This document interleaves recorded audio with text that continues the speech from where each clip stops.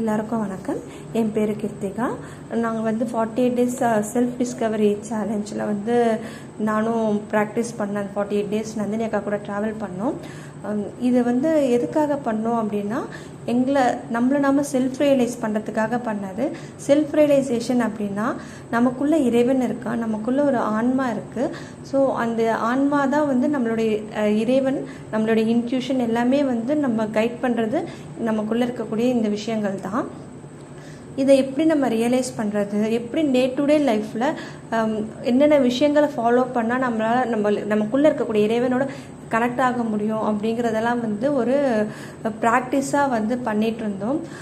இது பண்ணதுனால எனக்கு என்ன பெனிஃபிட் அப்படின்னு பார்த்தா, நான் ஃபஸ்ட்டு இந்த ப்ரோக்ராமுக்குள்ளே சேர்றதுக்கான மெயின் ரீசனே நான் ரீசன்ட் டைம்ஸில் ரொம்ப லேசியாகவும் ஒவ்வொரு விஷயத்தையும் அப்பயே செய்யாமல் தள்ளி போடக்கூடிய ஒரு சுபாவமும் இருந்துச்சு. இதை ஓவர் கம் பண்ணணும் அப்படின்னு நான் நிறைய ப்ராக்டிஸ் பண்ணேன். பட் என்னால் ஒரு சர்டன் லிமிட் தாண்டி போக முடியாது. ஒரு 4 நாள் ஆக்டிவாக இருப்பேன், அதுக்கப்புறம் திரும்ப பழையபடி ஸ்லோவாகிடுவேன். ஸோ இந்த சேலஞ்ச் எடுத்து பண்ணும்போது நிறைய விஷயங்கள் எங்களுக்கு டாஸ்க்காக டெய்லி கொடுத்தாங்க.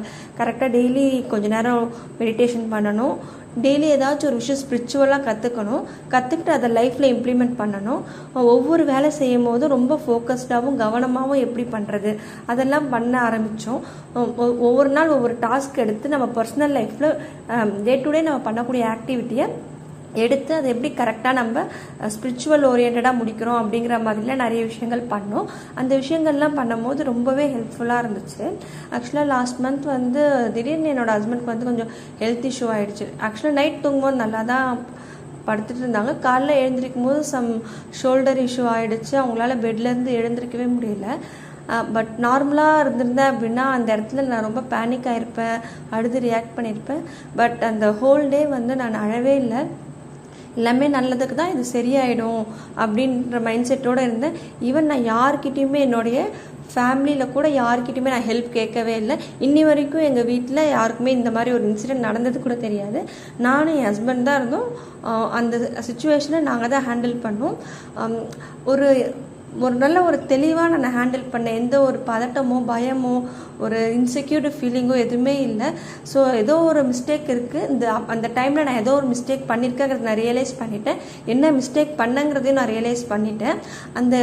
அந்த மிஸ்டேக்கோடைய ரெஸ்பான்ஸ் தான் எனக்கு இந்த மாதிரி உங்ககிட்ட இம்பேக்ட் காமிச்சுதுங்கிறது நான் ரியலைஸ் பண்ணி, ஓகே நான் தப்பு இனிமேல் பண்ண மாட்டேன் அப்படிங்கிற ஒரு முடிவை எடுத்துட்டு கடவுள்கிட்டயே விட்டுட்டேன் நான்.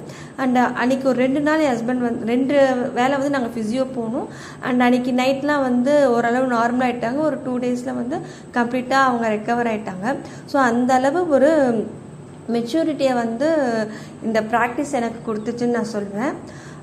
ஓகே, இதில் இதெல்லாம் பண்ணுறோம் அப்படின்னு சொல்லியாச்சு. ஏன் சோலை நம்ம ரியலைஸ் பண்ணணும், ஏன் நமக்குள்ளே இருக்கக்கூடிய இறைவனை நம்ம ரியலைஸ் பண்ணணும் அப்படின்னு பார்த்தோம் அப்படின்னா, நமக்கு நிறைய லைஃப்பில் நிறைய பிரச்சனைகள் வரும். சம்டைம்ஸ் நம்ம ஒரே விஷயந்தான் நம்ம லைஃப்பில் திரும்ப திரும்ப நடந்துக்கிட்டே இருக்கும்.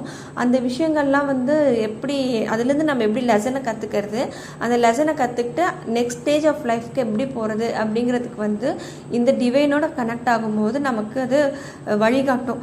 நமக்கான சொல்யூஷன்ஸ், நம்ம ப்ராப்ளம்க்கான எல்லா சொல்யூஷனுமே நமக்குள்ளேயே இருக்குது. நம்ம வெளியே போய் யார்கிட்டையுமே கைடன்ஸ் கேட்கவே தேவையில்லை.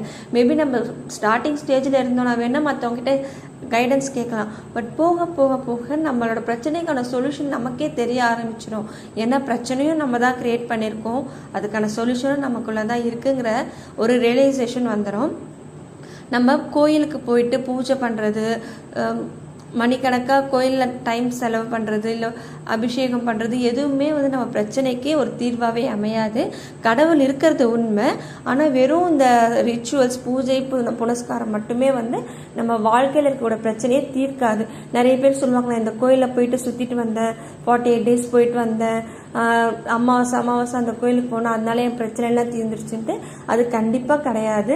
நம்ம மாறணும். அந்த பிரச்சனைக்கான சொல்யூஷன் என்னவோ நமக்குள்ளே இருக்க அந்த மாற்றத்தை கொண்டு வரும்போது அந்த பிரச்சனை மாறிடும். நமக்கு எதிர்க்க ஒருத்தவங்க ரொம்ப தொல்லை பண்ணுறாங்க அப்படின்னா கூட நம்ம சுபாவத்தையும் குணத்தையும் மாற்றிக்கும் போது அவங்களோட தொல்லை தன்னால் விலகி போயிடும். இல்லை அவங்க நமக்கு ஃப்ரெண்ட்லியான ஒரு பர்சனாக மாறிடுவாங்க.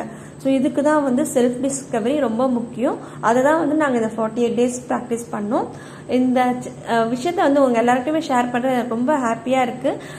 கேட்குற உங்களுக்கும் வந்து ஏதாச்சும் சொல்யூஷன்ஸ் வேணும்னா யூ ஃபாலோ திஸ். இந்த 48 டேஸ் எடுத்து நீங்கள் பண்ணுங்கள்.